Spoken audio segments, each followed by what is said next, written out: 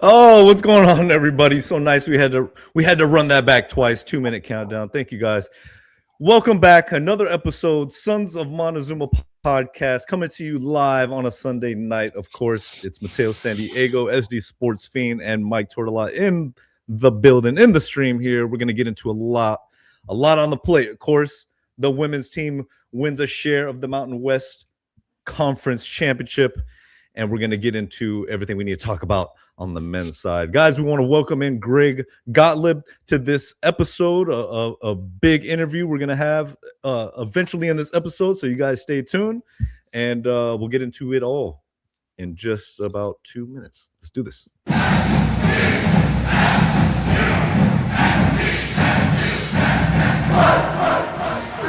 Alyssa Jackson drives to the hole and gets the bank to go. Nice move. Barnhart, nice backdoor cut. Nala Williams goes right in for the layup. Nala Williams, beautiful play inside to Kennedy Lee. That's a great pass. Nala Williams fires away and she says, "What do you mean?" Type of game for one of those upsets. Nat Martinez says, She hits a three out of the corner. Williams on the jumper. Yes. Bounces luckily to Ponganiban. Lee for three. Nat Martinez for the knockout blow. Yeah! That one will clinch. Final score, San Diego State 68, Fresno State 59. And winning the regular season is a milestone.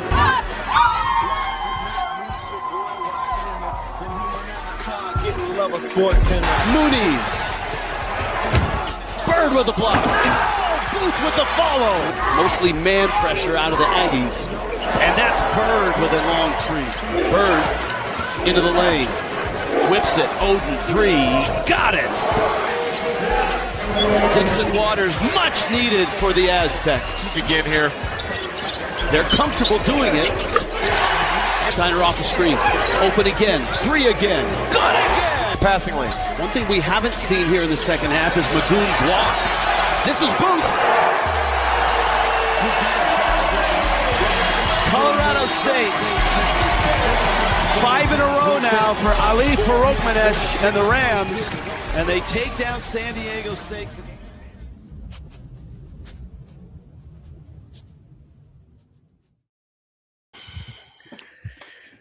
There you have it, guys. Welcome back. Another episode. Welcome to the live stream, sonsofmontezuma.com. Of course, you guys know what we do here. All Aztecs talk, SDSU men's and women's basketball program, of course.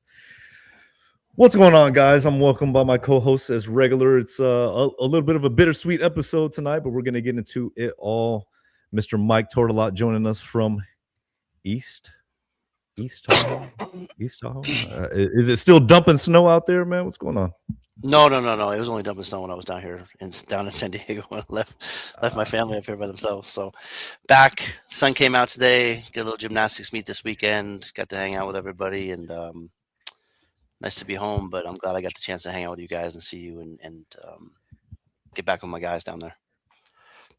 For those of you who caught up and watched our van down by the river episode, thank you guys. That was a fun episode. We were all very hyped up after that victory. Little did we know. What's going on, Fiend? How are you doing? SD Sports Fiend. Yeah, like you said, bittersweet. I mean, the women's game was amazing. Had so much fun down there. Just in the show, cheering, whistling. Getting a conference championship, getting to celebrate with them. That was really awesome. And then went to the watch party. Not so awesome, but still good to see you guys. So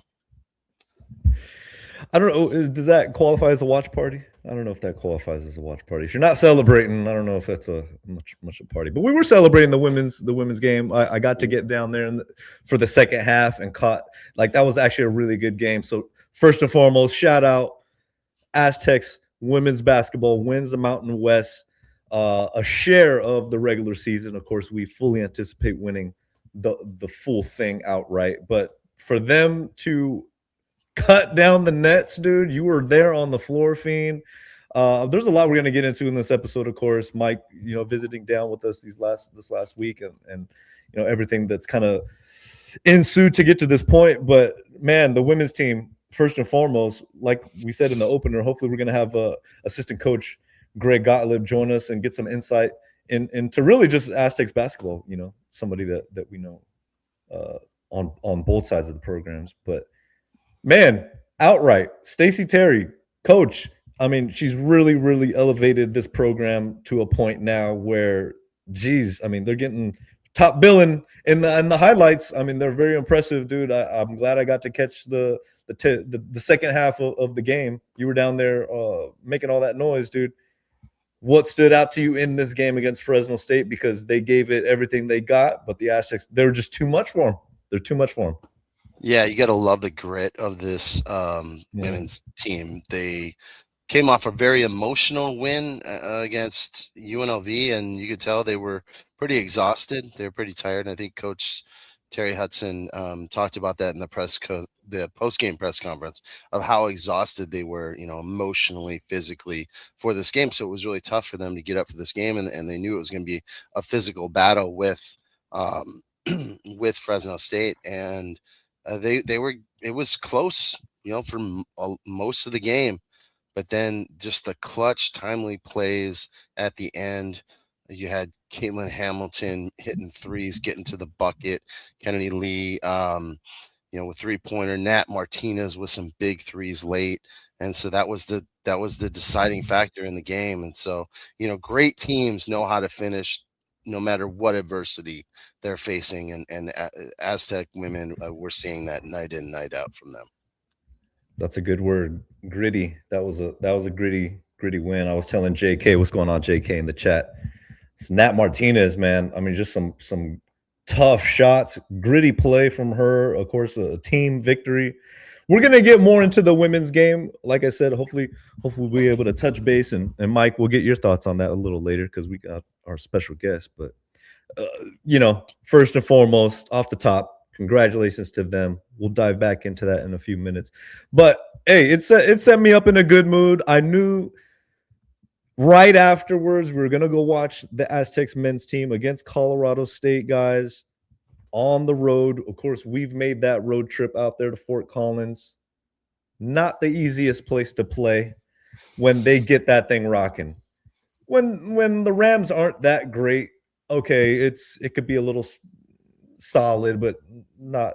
It could be a little subpar at times. It's not the biggest gem in the world, but 5 in a row for them, so they're feeling it. This was like you guys were saying, it was an orange out. They're kind of their Super Bowl, their yearly matchup where we're getting everybody's best shot. We know what it is. We know what time it is. Everybody knows, but not the easiest place to win. Mike, I mean, this game, it was so frustrating. 2 in a row losses now for the men's side, and we're finding ourselves in a little bit of a situation I don't think anybody really had on their bingo card, right? 83-74. The Rams beat our Aztecs on the road, and it looked like we were pretty on pretty good solid footing to start the game, man. I mean, I was feeling good. Guys were hitting their shots. We were hitting our threes. It didn't look like Colorado State was going to come with anything that we hadn't seen before, or that we don't, that we were outmatched in any physical area on the court. I mean, I don't think we were at all. But they did have a young dude out there that was dunking all over the place, dude. Hitting threes, dunking. Booth, is that his name? Was that Booth? What did you see, Mike? What did you see from this game? I don't know, man. Like, they hit their threes. So the interesting thing was Butler on Colorado State, his dad was my fraternity brother. So it's kind of cool to see that. I mean, obviously we're getting old as we're talking about kids, our friends' kids, right? So props to him. He had a hell of a game, 25 points, just played well, right? So, but yeah, Booth, they came out with an intensity that never really let up the whole game, right? And then they started hitting threes. I think they started 1 of 11, and then they went like 9 of 12 or something like that. And then we couldn't answer. And now we're getting back to the point of is having too many options debilitating to your offense, defense, whatever you want to call it, your team, but we just got outplayed. We got to play 2 games in a row, to be honest with you. Grand Canyon kind of took us, from the tip, which was kind of weird to see. That was our first home loss in 21 games in February against Grand Canyon. And our first back-to-back losses, I think, since like 2018 or something like that. So, at least in conference. I don't know, man. I'm mystified by this team with all the talent and all the expectations that we had. We talked about it. You're not just going to walk through this conference. Everybody's like, oh, they're going to win it all and they have the best team athletically. Yeah, I think athletically we have a very good team. Chemistry-wise, there might be something to be said for that. And I hate to say it because I'm always going to, root for these guys and I want them to do well. And I think they can go on a tear here the next 7 games, honestly. But a lot of stuff has to change. A lot of things have to get figured out here.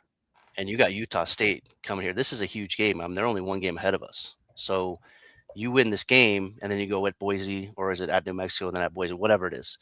You got 4 huge games here that you got to finish the season strong. And I don't care what anybody says about, oh, well, they're looking forward to next year or guys are getting out. Fuck that. You got 4 games in front of you to win. Let's go. You know what I mean? That's don't worry about next year anymore. Worry about Utah State. Let's get going because you have to right the ship here pretty quick. Yeah, that's an interesting point you bring up, and it was along the lines of what I was thinking as far as having so many options, right? I mean, it's been the talk of the season, just all the different lineup changes, all the different guys who you're going to start, right? It's been the stuff we've kind of beaten over the head. But when you look at both teams, I look at CSU, and I mean they're only running what, 8? Maybe 9 at the most, a couple scrap up minutes. And you look at that and you're like, okay, well, is the altitude a factor? Is all that good stuff? But you're just looking at 2 totally different approaches where you really whittle down your rotation against us, who's just continually with these hockey lineups. Shout out to USA, of course. Hockey. This is gonna be all a hockey episode. Man and women. Man and women. Yeah, awesome. But yeah, at this point of the season, you look at the situation and you're just like, is that really as prevalent as maybe we were trying to avoid talking about all throughout the year? I'm not sure. Fiend, any thoughts on CSU on the road? I think when we were there, we had some folks that wanted to run you out of that gym for your whistle. Oh, for sure. Yeah, no, I'm lucky I didn't put you guys in a really awkward, terrible spot there, because it could have been bad. But no, you talk about the rotation. When we played them at Viejas, we had Goon and Elsie were both out, so we only had a 9-man rotation for that game. We won by 23, and we've been playing really well, with nine guys, and now you add back in the 11 guys. It just seems like the rotation's too big, needs to shrink. At this point, I think you got to go with the guys who really want to play team basketball and are not just trying to get theirs. I thought that Ziegler had a really good article that he put out today with the three thoughts on the loss, and he's absolutely spot on about these players have agents and they're looking at rosters for next year and opportunities for next year, and you just wonder how many of these guys have agents in their ears saying, hey, you got to get yours, you got to get your points, you got to and that's what it looks like out there. I see a lot of individual play from these guys, and just very, very lackluster performances, and it was very frustrating to watch as a fan, as sort of a basketball purist who really enjoys seeing the fundamentals and all of that. I didn't see that yesterday. I mean, that's really frustrating to hear, if that's the case, or if that's even something circling around the realm of Ziegler, if he's kind of getting a sniff of any kind of action like that. Because it's like, look, there's never been a mystery. Aztecs basketball, the success, Coach Dutch, Coach Fish, they always talk about it. The rising tide lifts all boats. Like, we're never as good until we're playing that team ball. The team excels, the player excels, like everything is that much better when you're playing that style of ball, right? So do they look like a team out there though? Do they look like they're playing team ball last couple games? Not right now. No, of course not. I don't think anybody can say. So they're at a fork in the road. They're at a fork in the road, and they have a decision to make. Do they want to keep on keeping on with what they've been doing, and just trying to go one-on-one and not share the basketball as much, and or do they want to really invest in each other, sacrifice some of their game, right, some of their decisions, like for the betterment of the team, and that is like it's what it's gonna take for them to have success over these next 4 or 5 games into the Mountain West tournament. So it's absolutely in their hands, right? And they're either going to do it or they're not. And if they don't do it, I don't think they're going to be very successful. So they've got to make it. They've got to make a decision here on this. This is the time. What are you going to do? Are you going to put team first, or are you going to be an individual on the team? You got 4 games left, 2 against the 2 teams in front of you. That's all you want to know. I don't know. Like as competitor, it's up to us. You play Utah State Tuesday, and then you go to New Mexico. It's a big week. You win those 2 games, and you get in front of them, right? You're looking at the 1 seed, and you still have a shot for as disappointing as this season has been because of the expectations that have come into this season. We're still 12-4, and you lose to Grand Canyon twice, which that's like I was texting Jamal, and he's like, they're just like us. The bigs give us problems. They have fast physical guards, and he's like, they're just kind of like us, and they just give us trouble. 1-6, right? And at that game, side note, I'm sitting there and I'm with my buddy, and all of a sudden I hear Mike, and I'm like, no, please, no, I know that voice, please. And then I hear the whistle, and I look up, Fiend's there, 5 rows behind me, whistling. I'm like, there's my guy, and my buddy's like, who the hell is that? I'm like, that's my buddy, that's my guy. But they just I don't know the weight of expectations on this team coming in and think it was just going to walk through the conference and win it all based on the preseason predictions is obviously not correct, right? And you still have to play the games. But at this point in the road, you have 4 games left against 2 of the teams in front of you. That as I guess whatever you want to call it, disappointing, whatever the adjective or verb or whatever you want to call it, you're still in a position to win the conference, the regular season title. Mm-hmm. So the opportunity is there for you.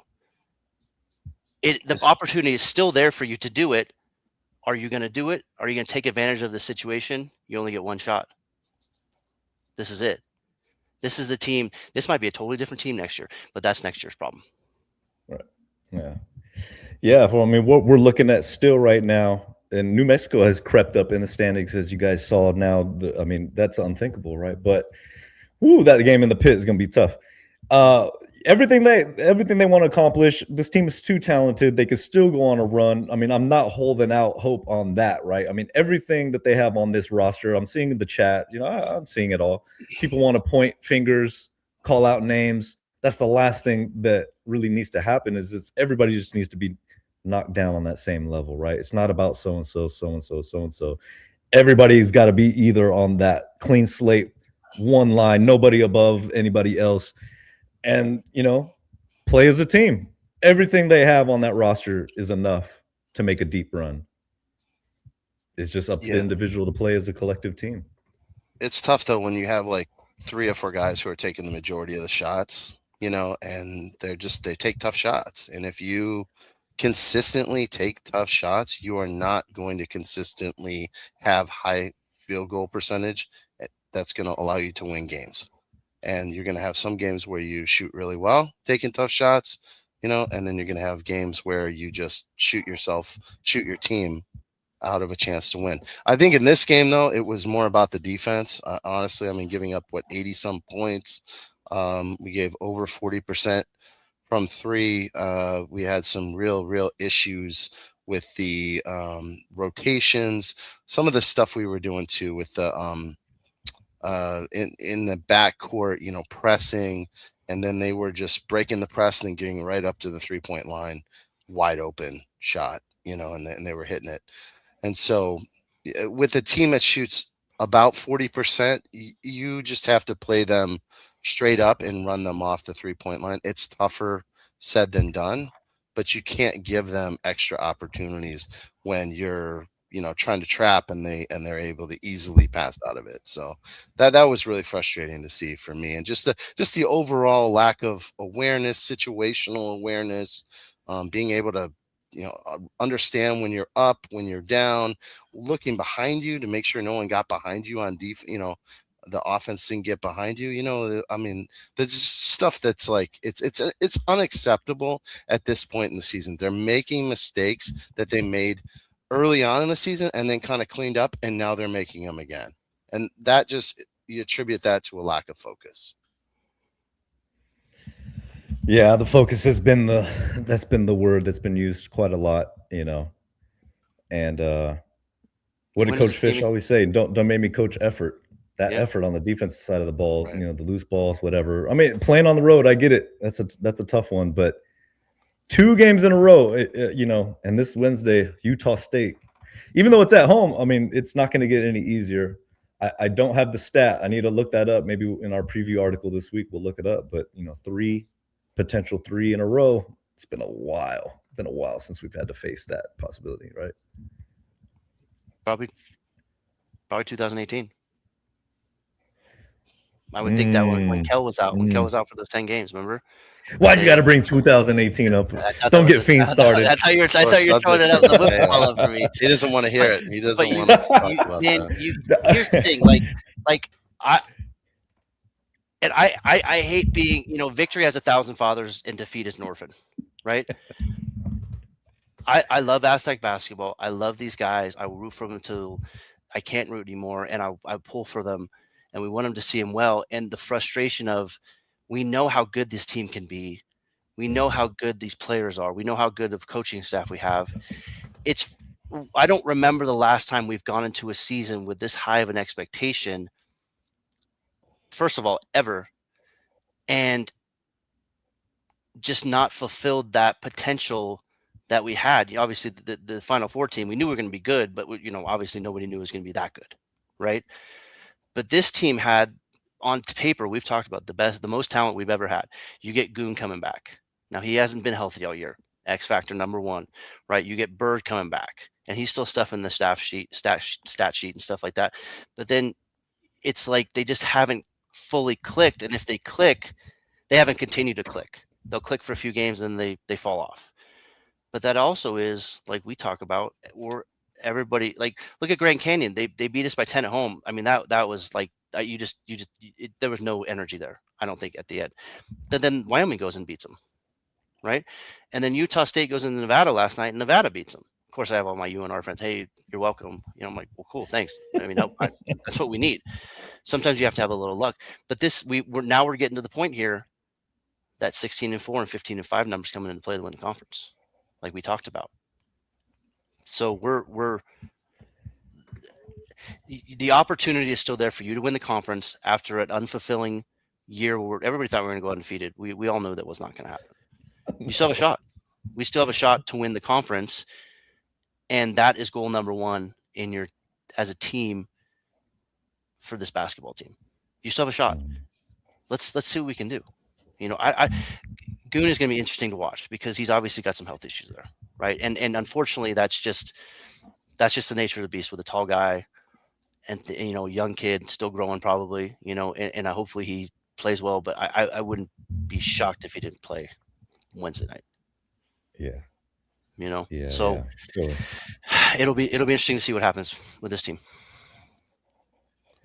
Well, I think, needless to say, everybody's got their opinion, right? Everybody's got their opinion. I still choose to believe, though, in this program, this team, these players. I think they're not as far away as I think we're reacting this week, but definitely got to get it together. That's for sure, guys. We're gonna take a quick intermission because we got ourselves a special guest. As mentioned, the Aztec women's basketball program, they've already won a share. Of course, we fully expect them to get that outright championship, regular season championship in the Mountain West on the way out of the conference.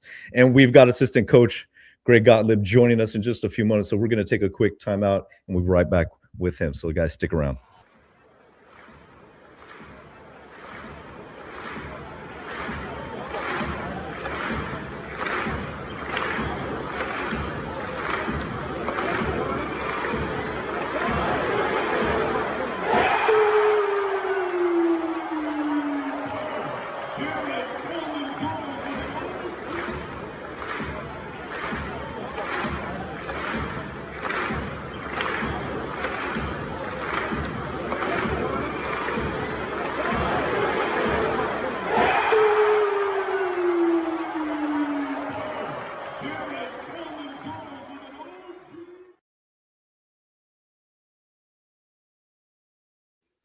All right, thank you guys. We're going to bring in right now assistant coach for the Aztecs women's basketball team. Mike, I think a introduction is in order. What do you think? What do you think?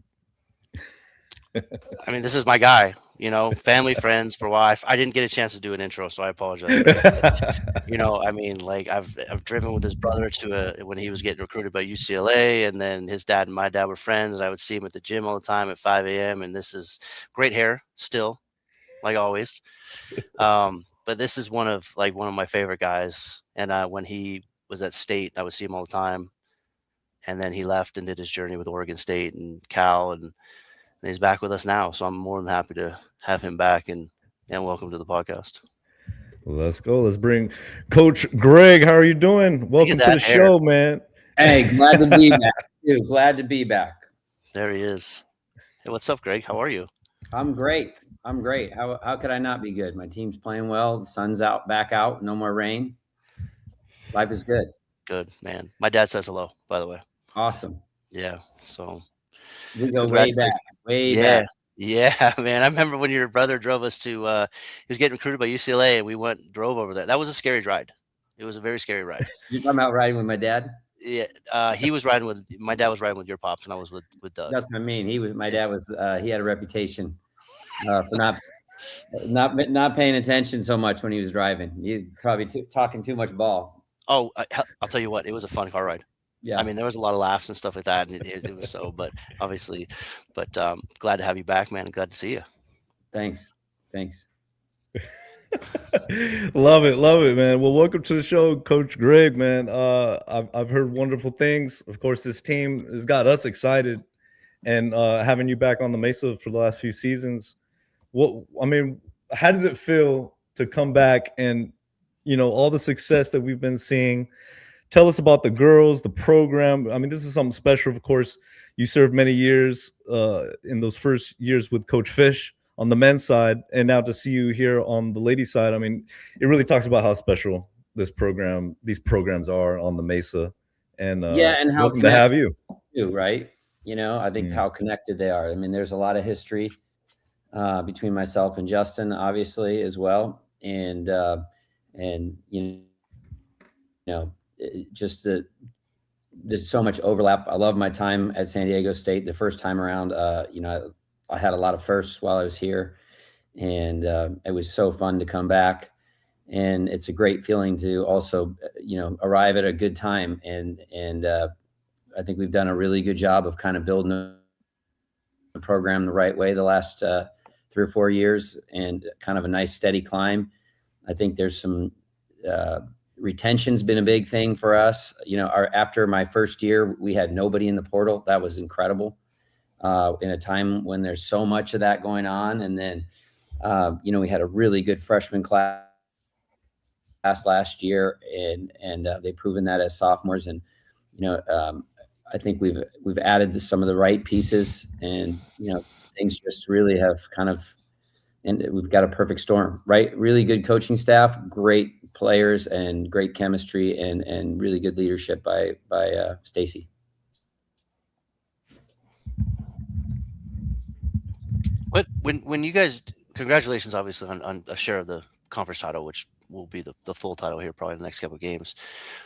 As a coach, knowing that you've pretty much wrapped up this conference title for the regular season, what do you focus on the next 4 games to not have necessarily, I wouldn't say a letdown, but is there a different style of coaching in the next 4 games, or you just kind of say, hey, we're going to keep going as is, and let's just not change? Or is there certain bugaboos that you have to watch for as maybe a letdown at this point? Well, I think, I've always said, good teams handle adversity, but great teams know how to handle success.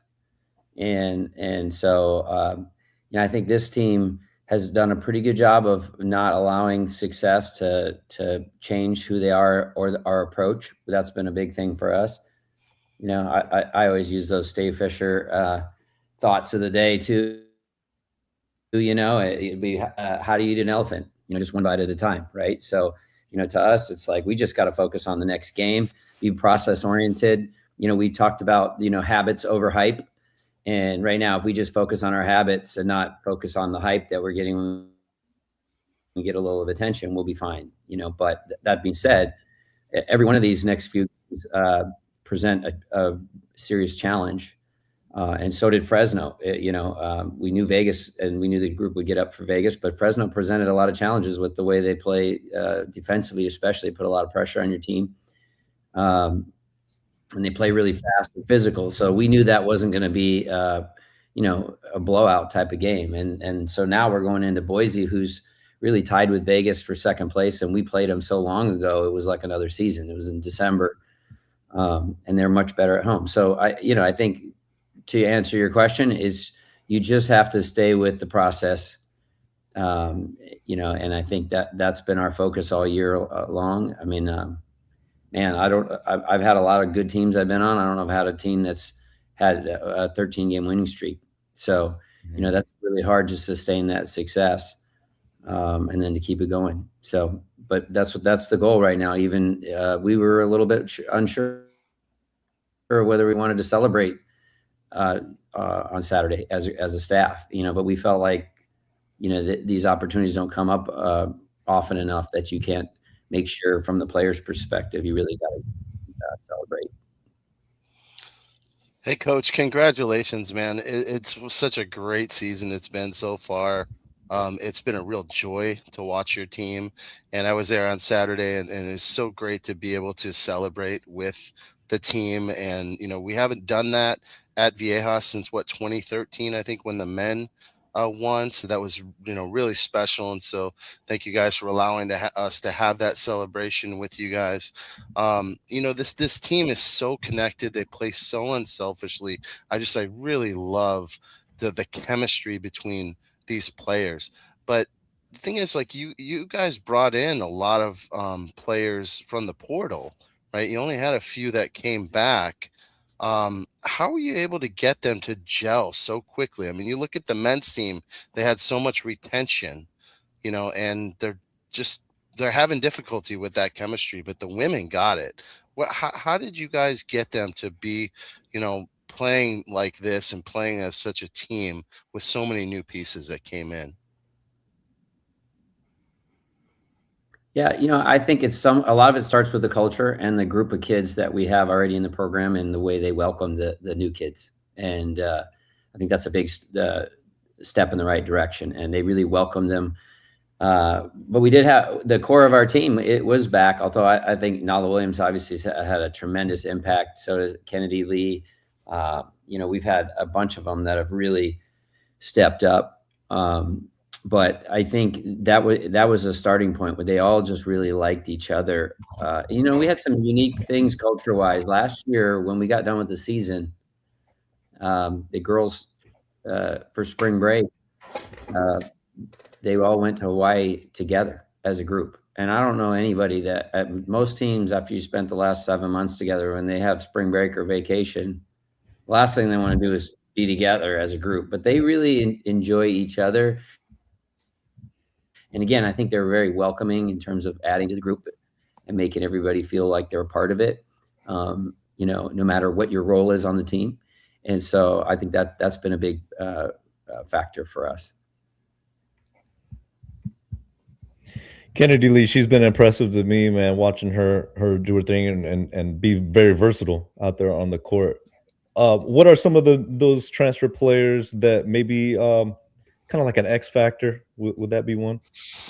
Well, I think you start with Nala Williams because I think her passing is really elite. I mean, between her and Naomi, I think we had those two really in terms of attacking the basket, and Nat Martinez is really good too. But if you look at some of Nala's stat lines, I mean, she really lets the game come to her, and so she's pretty darn efficient. I think there was a learning curve for her in the beginning of the year. I mean, she was Division II Player of the Year and lost in the national championship game.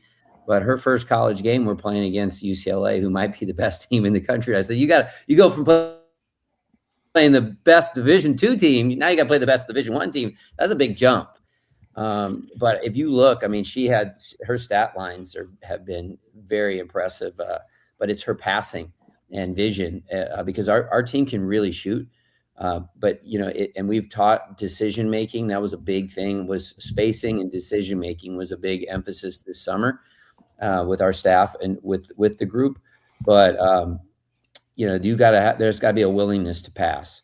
And I think sometimes it's really helped Nala because the C's part, and then she ends up open, or she ends up with an open shot. Even in the last game, I don't know that anyone else's shooting percentage reflected an efficiency like that, but she was 6 for 12 from the field. I don't have the stat in front of me, but I think she had like 6 rebounds and she had 6 assists and 3 turnovers, so that was a heck of a game. I think the last game she almost had a triple double with no turnovers. So, that would be an X factor. You talked about Kennedy. I think when you're 5 can shoot the ball like that. And I mean, she's had a game where she made 7 in a game. I thought the other night against Fresno, we had a late game. She hit a 3 when we had really not a great offensive possession, but the ball found her and she made a 3, and that's a dagger, and it changes the way teams have to guard you when your bigs can shoot. So, but we've had some other experienced people. Maria coming off the bench defensively has been really good as our backup center. So we've had a contribution from a lot of different people, in the course of the season. And I think you can't just rely on 2 or 3 people. Someone's got to step up. I do think we have some kids that, maybe they've had to sacrifice for the good of the team because we've kind of settled on a rotation, but they could easily be in the rotation. It's just, we can't play everybody.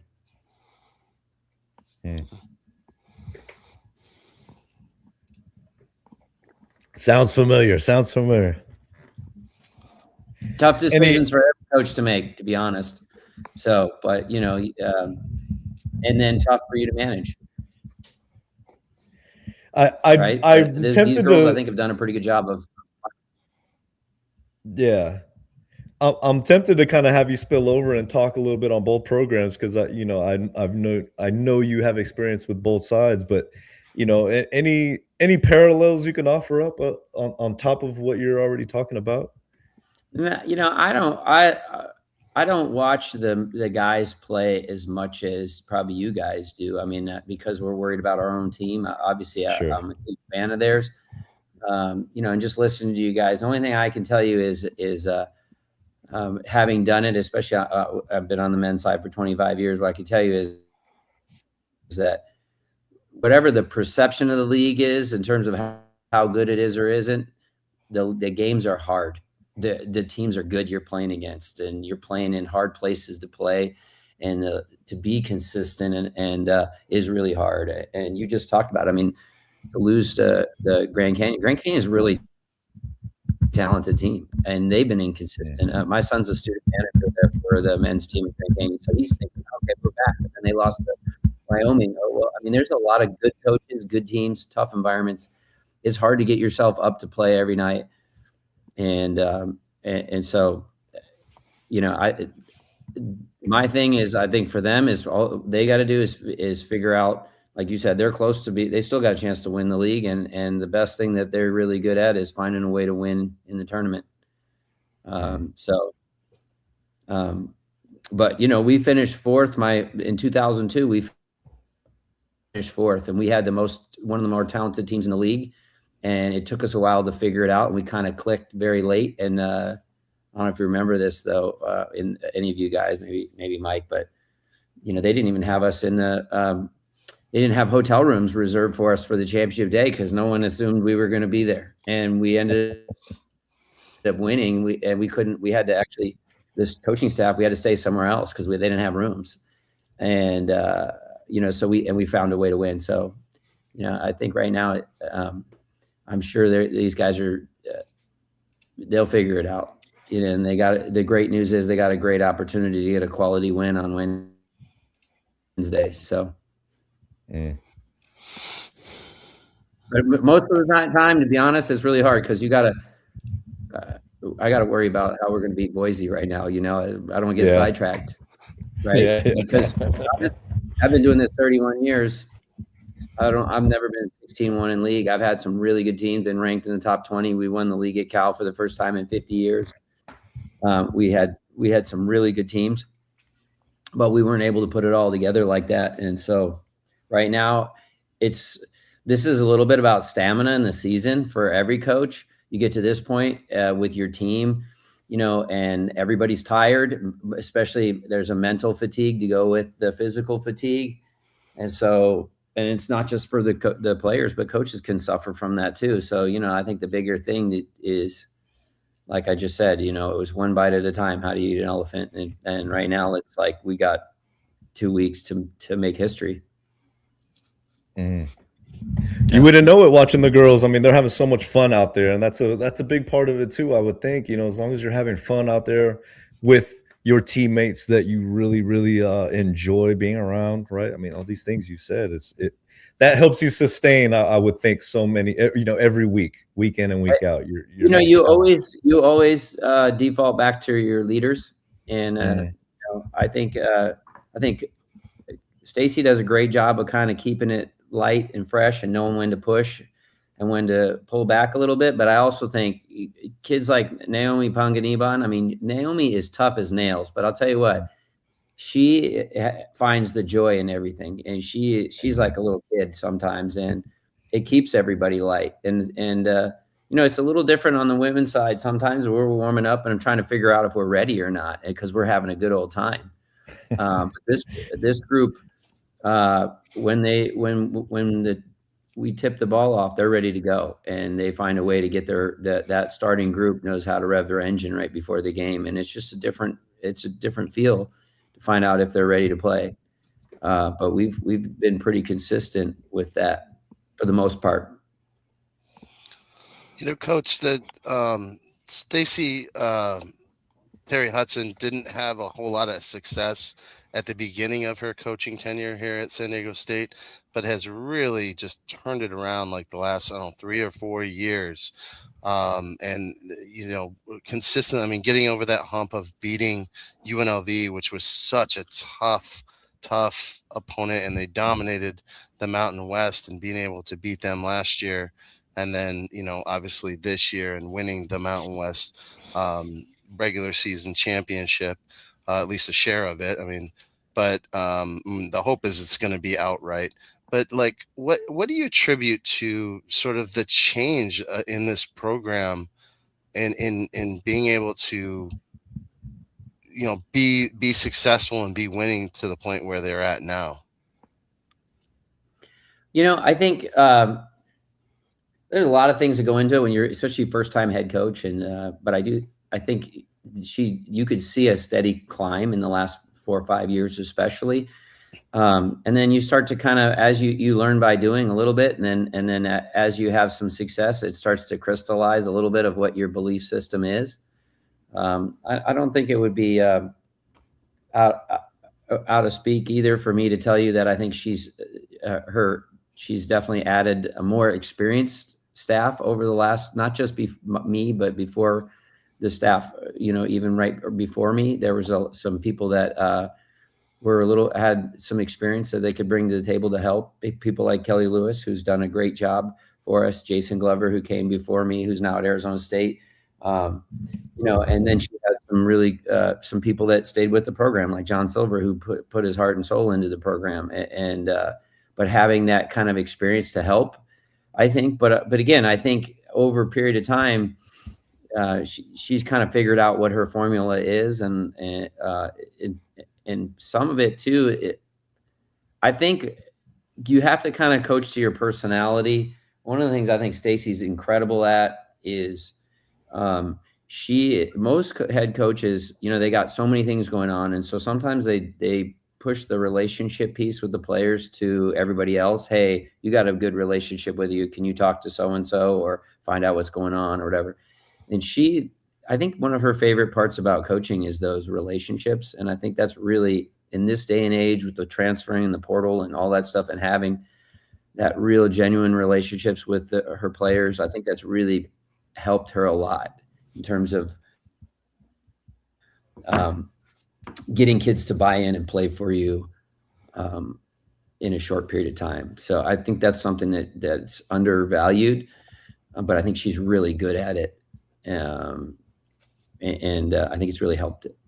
She really seems to be thriving too in this era of NIL where it's very tough for coaches, and maybe not so much on the women's side. I don't know what the NIL picture looks like, on the women's side compared to the men's, but she just during this NIL era, it seems like she's really thriving, with the success of this program. Thank you. Well, I would tell you I can't say the numbers of exactly what the men are, but I can tell you it's significant, and it's something that she has to work at. We have, as a staff, have to work at. It's a big thing. And, especially as we get to the end of the season, retention is going to be a big part for us, just like the men's team. But she's done a really good job of making it a priority as well. And again, but sometimes we've had kids too that we got to make sure that they're not here just because of how much we're paying them. I mean, they got to be here for other reasons. And then, maybe at least we're somewhere in the ballpark of where everyone else is, but like that can't be the only reason why you're here. I think that has been definitely something that we've addressed with everybody. And I think we're pretty honest and straightforward in the recruitment process regardless. And I think she's also pretty honest and straightforward in terms of establishing roles within the team.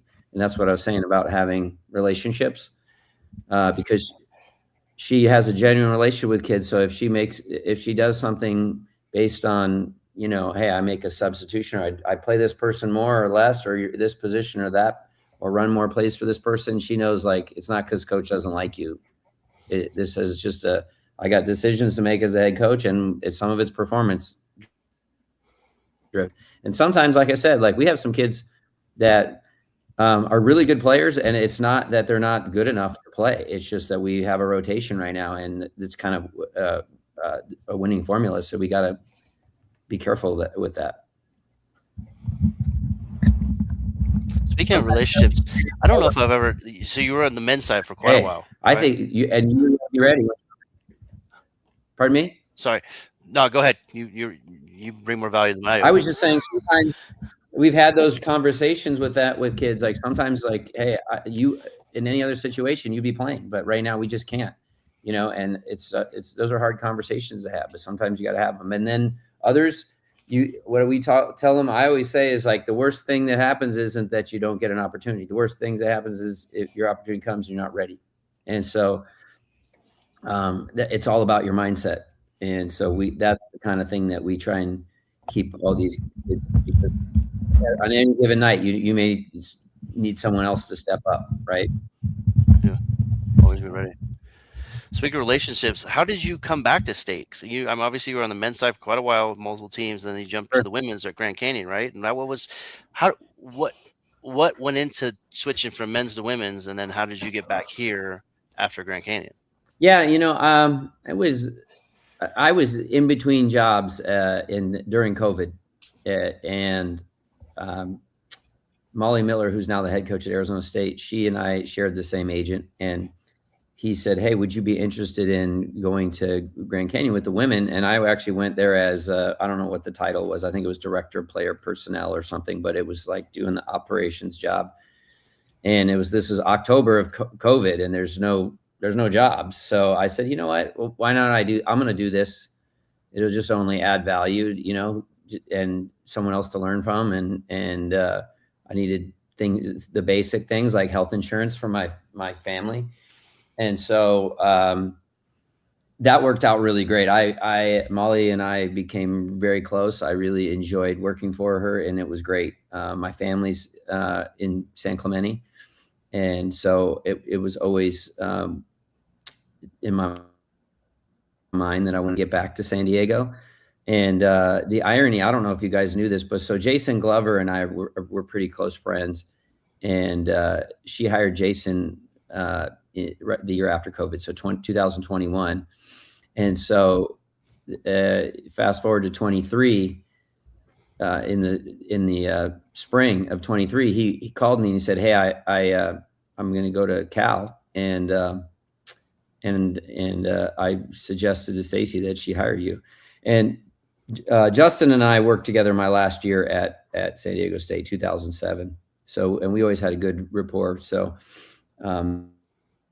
that was a big factor in it. And so long story short, I ended up getting an opportunity to come back. And ironically, Molly was like, man, I need to hire somebody who can help me do what you were doing, that kind of thing. And so I don't know that Jason Glover loved his time at Cal. He was only there a short period of time, but I basically talked him, between me and Molly, we talked him into going to Grand Canyon. So we actually switched jobs within a matter of months. So he took my job, I took his. And so it's worked out for both of us. So what would be one thing that you view as more difficult jumping from the men's to women, and one thing that would be more rewarding jumping Sure. from the men's to the women?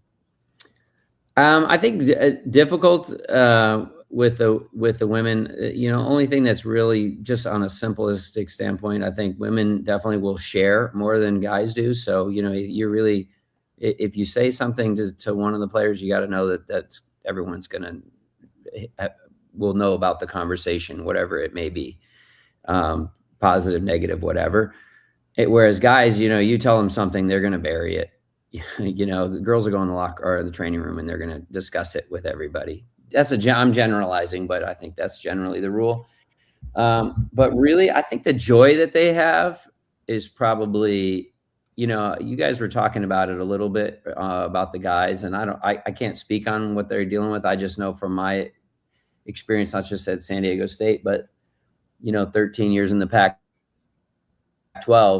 and guys got one foot out the door, and they have so many people in their ear telling them, giving them advice, coaching them on what they should be and shouldn't be doing. And it's hard to tune out all that noise for them. And so sometimes they're so worried about the next thing that they don't enjoy the present.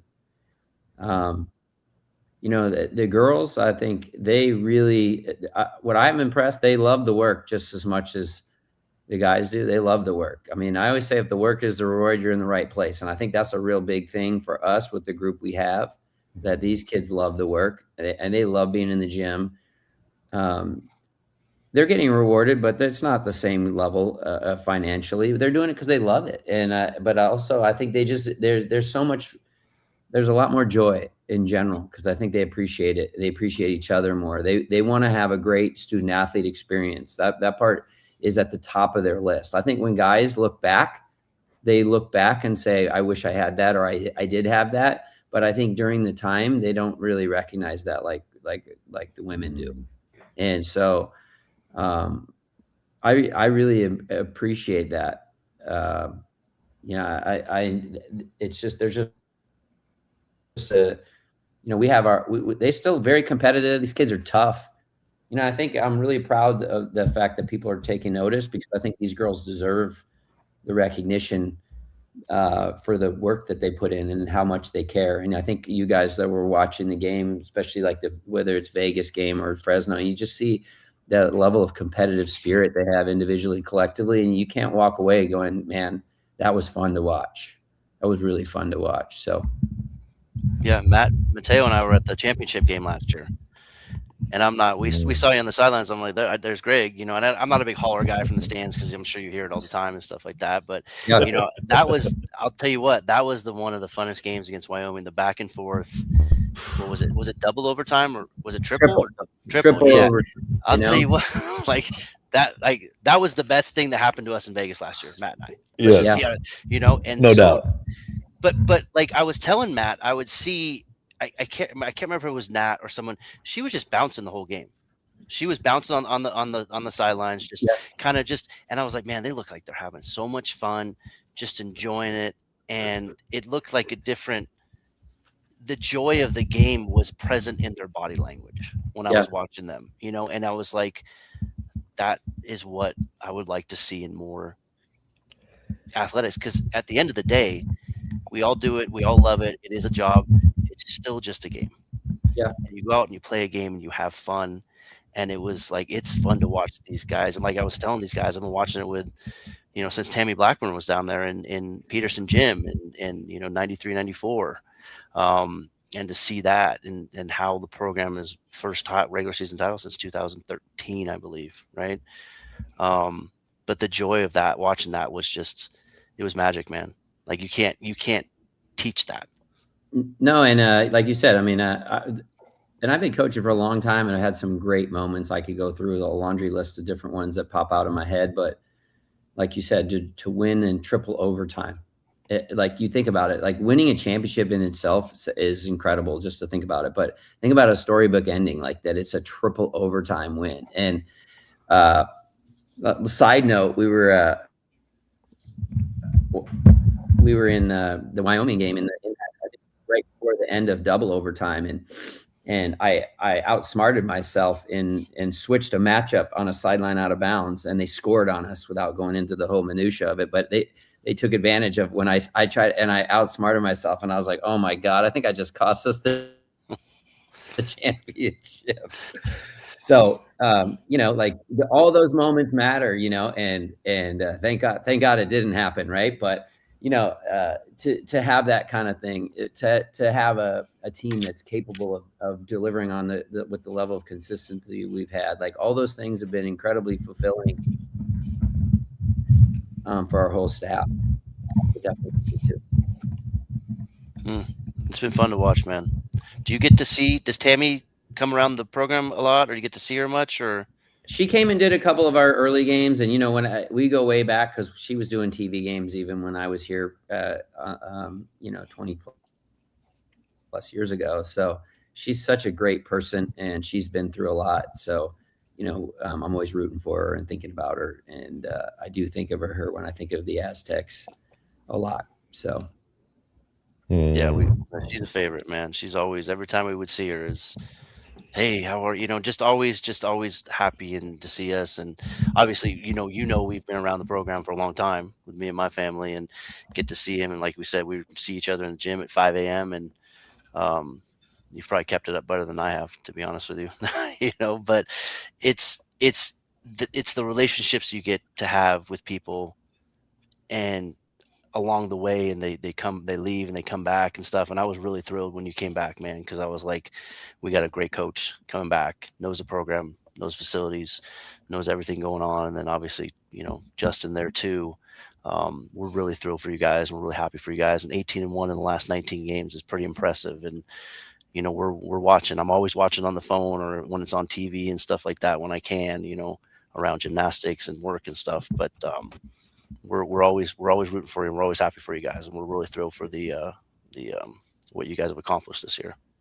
It's crazy. I don't know that we thought we were going to be that way after we got boat raced by Santa Clara right before we hopped on a flight to go to the Bahamas. So there was some learning curves trying to figure out a little bit what we really needed to focus on, but this group is such a good learning group, so I appreciate it. I know that both Justin and I really take a lot of pride in how much San Diego State means to us, and the fact that knowing that we've been contributors both on the men's side and the women's side, I think that, we take a lot of pride in that. And I think it's really cool now that being back, because, some of our former players have come through at different times, and it's really that part's neat too, for them to see that, hey, these guys are still doing it. They're still here. They're still doing good things. So that part's really fun. Yeah, that's awesome. But we still got work to do now. Yeah, right? Definitely. You guys, I mean, I'm so excited for this team. Like I said, it's been such a joy to watch. I've been to three games now.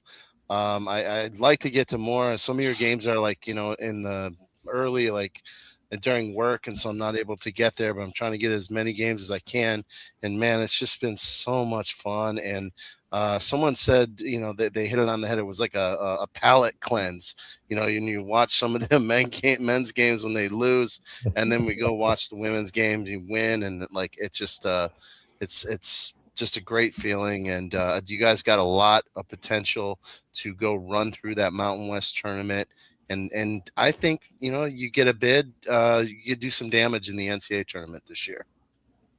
Yeah, we really like our group. I think what some people like is defensively. I think we really play hard. We're pretty connected. I thought, especially the last couple of games, our defensive rebounding has been really good, especially in the critical moments. And then offensively, the ball moves, and I think that's what I think people like, is they like to see the ball move. You know, in all likelihood, we won't have an MVP of the league, which would be crazy. But it'll be because our stats, if you look at our stats, are so even because we have 4 or 5 people. I think we've had at least 5 kids, if not more, that have had a 20-point game. And so that kind of speaks to our balance. But a lot of it's because we're sharing the ball. It's not because one person just got hot and went one-on-one, and then the next person goes one-on-one. We're doing a pretty good job of sharing the ball. And I think that makes it fun. You know, the next challenge for me, you know, for us, I think I would really love to see, man, if we could just get more people, tell a friend, bring 3 people, get more students. And I would love to see them come out to the last home game on Saturday when we play Wyoming. And then obviously get there early for the conference tournament because you'll be, you know, entertained. Yeah, we've been doing our part. You know, I've been whistling behind next to the band on all the free throw shooter, your opponent free throw shooters and 3-point shooters. So we're doing our part to try to get people out and to, you know, it is a fantastic time. I mean, and you're right, watching them share the ball and how they play. I've loved every minute of it. It's been great. The football team was awesome the other day, by the way. I don't know if you just noticed they were all there. Yeah. They brought some energy too. They might have intimidated the other team just a little bit. But so that was awesome, you know, and I think that's what's really cool. I think, you know, I think we're pretty connected with, obviously we talked about with the men's team, but, you know, just to see all those, the coaches of other sports that have Coach shown Lewis. up, yeah, and been a big part of that and jumping in and you know, I think that's really neat when you see the whole program's connected like that. I saw a bunch of the men's players there as well. They were a little bit more incognito up around the top, but they were showing their support for sure. Absolutely. Yeah. You know, they gotta chill up there, you know. Yeah. Play cool. Exactly. Well, Boise State this Wednesday night, I want to say 5:30 on the road. That's going to be a big one. Boise's they're always a tough team. And like you said, Coach, this Saturday, 1:00, Wyoming Senior Day. So come down and support everybody who can hear this or watch this. Definitely going to be another time to celebrate, right? And just, you know, continue that momentum. Keep pushing it forward. Keep pushing it forward to the Mountain West tournament, and we'll all be watching. We're very proud of you, all the girls, the whole program, the whole staff. I know you guys are working your tails off and really have put forth something that everybody in Aztec Nation could be proud about, and that's for sure. I know there's questions in the chat, but we're gonna let you go. I know people are already excited enough to ask about recruiting and next year's the program, and that's great. That's what you want people wondering about. What's next? How can we keep building on this? Before you take off, Coach Gregg, is that where would you see you guys focus on the roster next year? I know this is next year, but high school recruiting, transfer portal, or is it just like a perfect blend of the two? Well, we signed 2 really good high school centers that we really like. And so, you know, right now, as I told you, our number one thing is retention. But obviously we got a couple people to replace. I think Nala would be the key person that we got to replace. So we'll you know, another big, strong athletic guard would be at the top of our list, and that'll probably be done, you know, through the portal most likely. And so, you know, when the dust settles, we probably add 1 or 2 other people, but if we can retain our roster, and then, but you know, in today's world, you never know what it's going to look like exactly. So it'd be premature because you don't know exactly what you got till you're there. But yeah, we feel pretty good about the group and their experience right now. So. Awesome. Coach, but I would say, before I forget, I would say, if you guys want to know a little bit on that, I think size, both whether you're on the men or the women, is the premium, right? Size and point guards in terms of how much you're spending, let's say. Mm-hmm. And, you know, we're fortunate enough that you know, our posts last year, we graduated 4 of them in one swoop. This year, you know, right now, we're not really losing any of our centers. And so we're adding the 2 freshmen as well, who I think are 2 kids that are capable of playing as freshmen. And so I think that in itself is a huge start. So kind of like back to the original question about like what's helped Stacy be so successful. It's kind of like you start by understanding your program, your roster, your needs, getting out ahead, trying to plan in advance. So I think those are really important to success. So we feel like we're already in a good spot. That's great, Coach. And where can fans go to contribute to NIL for the women's basketball? That's a great question. I should know all that, but I believe if you go onto our website, you can contribute to it's called the SARF, and you can go onto the SARF. I believe right through our actual website at goaztecs.com. I can see that. And you can donate more than once if you want to. I mean, that's, it's unlimited. I'll bring it up right now. Women's basketball, you can give. They show the donors how much they've raised, and just something specifically for the women's program. So that's awesome. Awesome. Thank you for sharing that. Yeah, the one thing I'd add as far as the donors and all that, as far as for us, I think one of the things has been tremendous being a part of our donors. I feel like have gotten a real intimate experience. We're not at the same level where the guys are yet. So we've really tried to involve those people and get an up close look and feel like they're really a part of it. And one of the things that's been really fun in the last couple of years as we've risen, and they've been a big part of it. It's been really fun for them to feel like they've really, they can feel their impact, and I think that's been really cool for them. And honestly, it's been really helpful for us, and we don't let them, we make sure that they know how much we appreciate it. Yeah. Awesome. Well, we appreciate you, man. Like, let's not worry about next year just yet. Let's finish up this year strong and get some more dubs, right? I'm with you right now. That's why I said you just got to stay in the present, right? Yeah.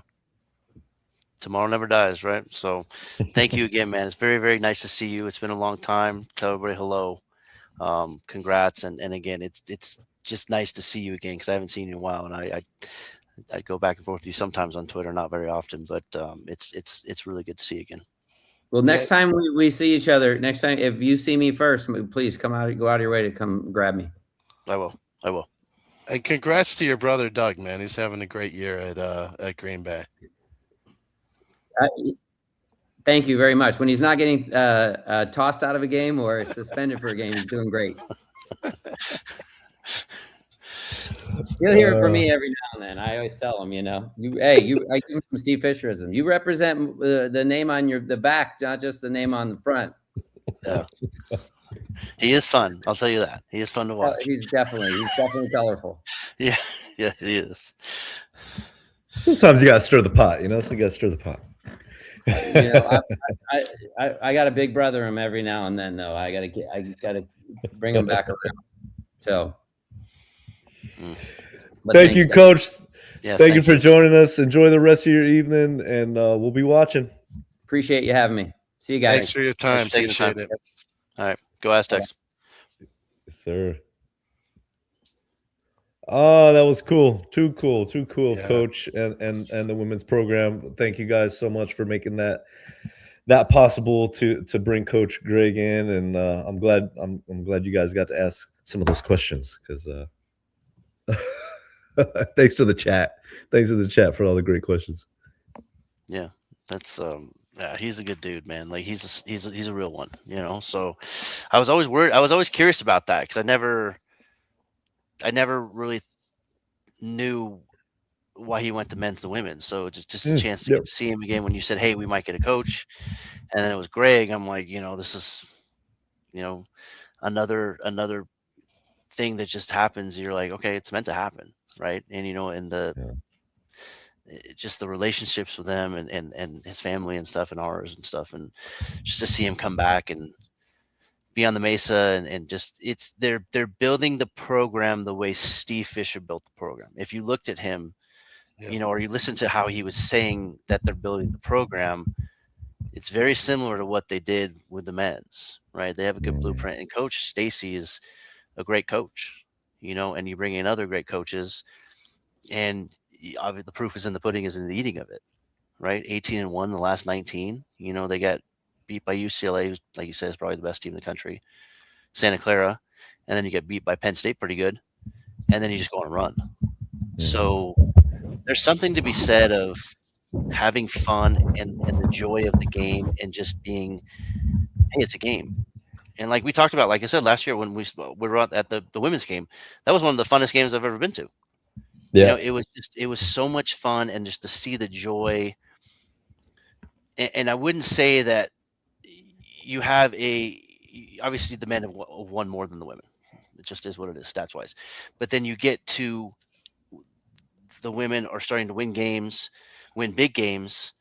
You win the conference, you get that, and then you obviously go to LSU, and LSU was a monster last year. So but you kick that experience of that, and then you come back this year, kind of like, okay, how is this team going to go? And then all of a sudden you shoot off, right? You just take off, and to see that, and to see how he said, it's the team. They're playing for the team. They're playing for each other. They're going to Hawaii together. That chemistry, you can't buy that chemistry, man. You can't pay for that. You can't get it. It either happens or it doesn't.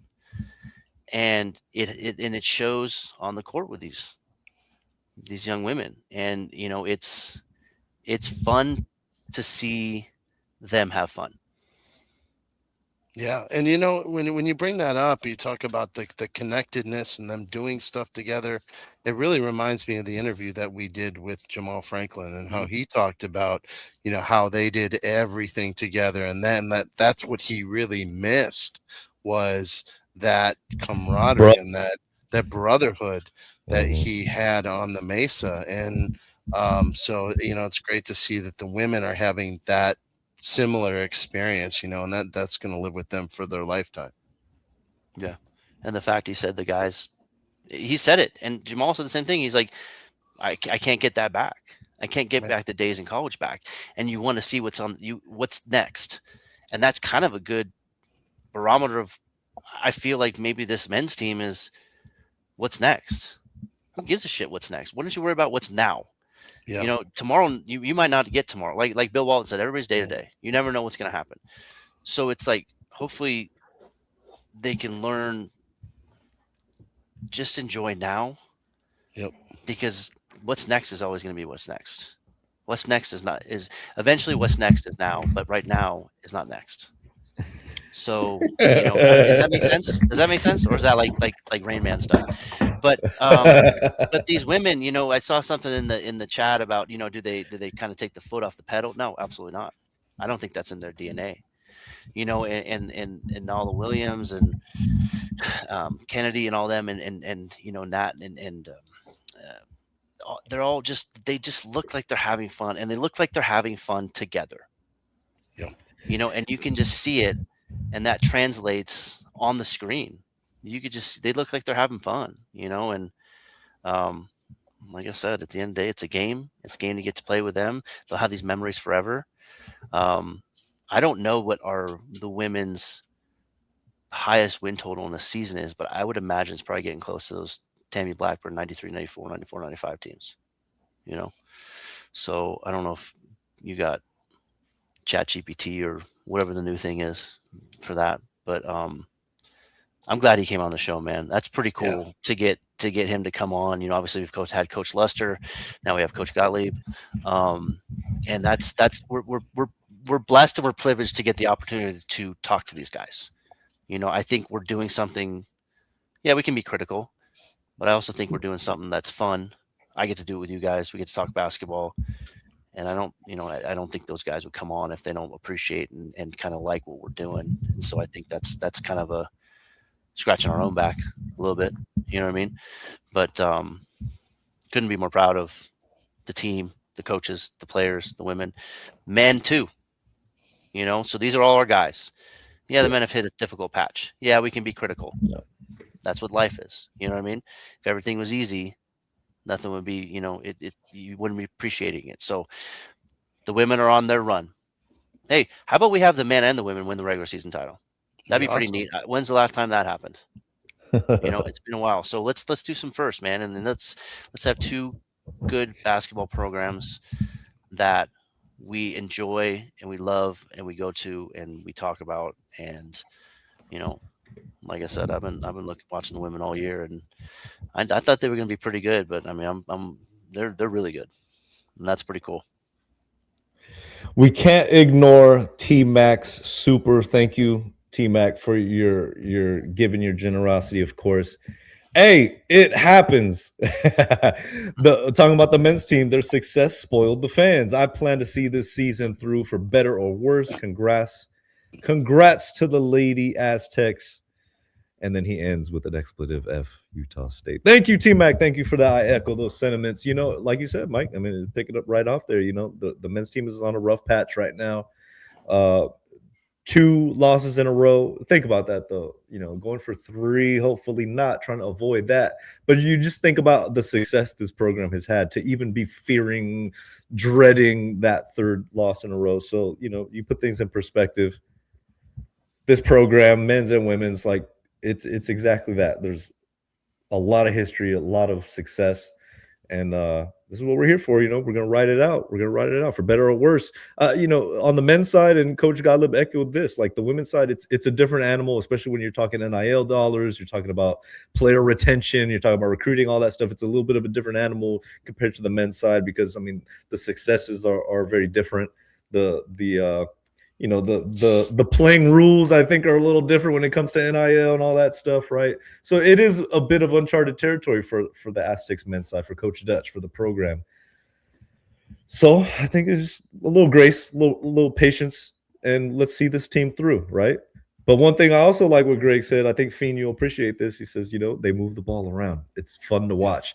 That's the first thing that jumps out to me when I watch these women's games, when I go there to the arena and I watch. It's so fun to watch them have fun, but it's fun to see them because they move that thing around. They're being unselfish. They're passing, making the extra pass. Like, everybody's getting the ball. Everybody's, what can you say? It's fun to watch. Yeah, love to see that on the men's side. Let's just hope they come back Wednesday, get a win versus Utah State that'll give them the confidence to go on the road. Tough game at the Pit, tough game at Boise State. They really need to get this win at home against Utah State. So, I mean, hey, we're going to support them through the season.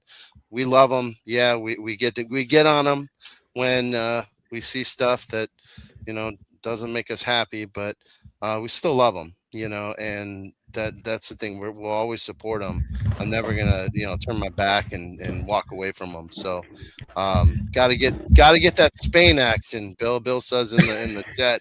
The Spain action works. We need to do more of that. I don't know why we're doing so much dribble handoff and not enough Spain action, because guys are getting wide open with those shots. So with that action, so.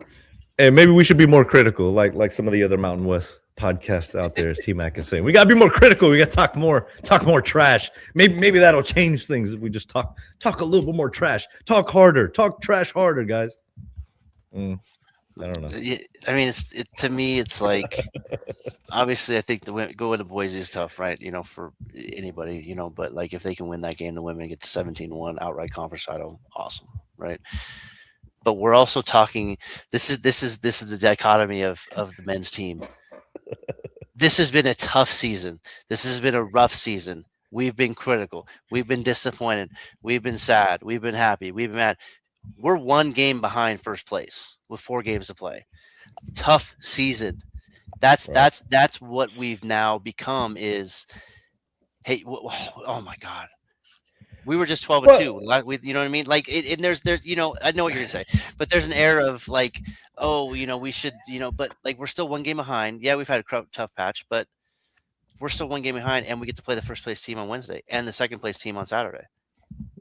You don't know what I was gonna say. What are you gonna say? Let's be honest. We got to be honest, guys. I mean, after seeing Grand Canyon lose to Wyoming, after seeing Utah State lose to Nevada.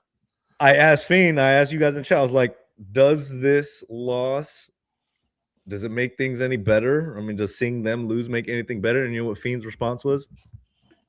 One bid league in the Mountain West. So, like, the frustration is real, guys. We're not trying to, coat everything with Aztec red, but that's the reality. This conference from maybe a one bid league. I think that's what it is. Then we better be that one bid. Oof. You do what you need to do to make that team. You make that bid be your team. But you also have those other teams in front of you trying to do the same thing. But now you have what? How many quad one games do we have left as of today? Utah State, New Mexico are both quad one wins, correct? Boise State's or quad one. Yeah. Quad one. So you have three quad one potential quad one games. Quad one games in the next three. You're 1 in 5 in quad one games this year. I think, if I'm not mistaken. So you have a chance. The door is not shut; it's ajar. But it's closing more than it's opening right now. You need to nudge it a little bit the other way, and that starts Wednesday night against Utah State at home, 8:00, Fox Sports 1. Probably Casey Jacobson talking about his dad Vaughn, who played at San Diego State, and his Stanford team, right? So, hey, man, the opportunity is yours after all the ups and downs to go do what you were expected to do this year and to win the conference. You still have the opportunity no matter what has happened so far this year. And that's all you can ask for. I believe. I always believe. I mean, why not? Why not us? Why not? Us against the world. That's what they got to have. The mentality. What? Yeah. Guys, thank you for sticking around. I know we're pushing it late. We got an early start and, dipping into both programs. Now I know what the Spitballers have to go through when they recap softball and baseball. You guys make sure you guys are checking out the Spitballers episodes. Of course, everything on the diamond right now is on fire. Everything is it's a vibe right now, Aztec baseball and softball, within reason. But shout out to those guys. Make sure you guys are checking up on those catch-up episodes.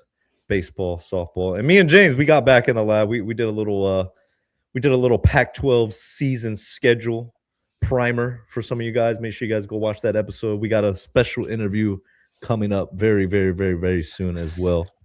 I'll have to plug that one out there. How we doing, guys? No meltdowns, no supper time. I think we're all good. I think we made it through this episode. We made it through this episode. It's hey man, girls, what I mean? It was a good weekend, man. It was a good, it was disappointing to see the men lose, and it was one of those games where I'm like, all right, man, whatever, dude. But it was a good weekend. It was a good chance to hang out with you guys, see some of the guys at Mesa. Obviously Sean didn't have sleeves on again when I saw him walking over in halftime. I don't know if I don't think he has sleeves, to be honest with you, but it's, what, man, like I got to see you guys. I got to hang out with you guys. I got to be home, got to see my family. And then I get to come back and see all the snow up here, and it's fun, man, skiing and all that stuff. And, it's the camaraderie of sport has brought us all together. And, it's, let's see what we can do on Wednesday. Be loud, be proud, bring it Wednesday night, folks. I know it's a Wednesday. I know it's late, but it's a hell of a game. It's a hell of an opportunity to beat a good Utah State team, because this is a linchpin game right now that we have to. It's a must win. Yeah, it's a must win. Well said. Any closing thoughts, Fiend, before we shut this thing down and call it a night? No, go Aztecs. Let's get this win against Utah State. I just hope the guys come together and they play for each other, play unselfishly, play the right way. Get back to what we were doing before this, losing streak, and let's take it one game at a time. Sounds good. Sounds like a good plan. Everybody, sonsofmontezuma.com. Make sure you guys taking advantage of the online shop, 15% off using the promo code MONTY. On behalf of these guys, everybody have a safe night and stay believing. Stay believing. Let's go. Bring it Wednesday. Let's go. Don't stop believing. Go Aztecs. Go Aztecs. Thanks for joining us, guys. Thanks, Greg. Gee.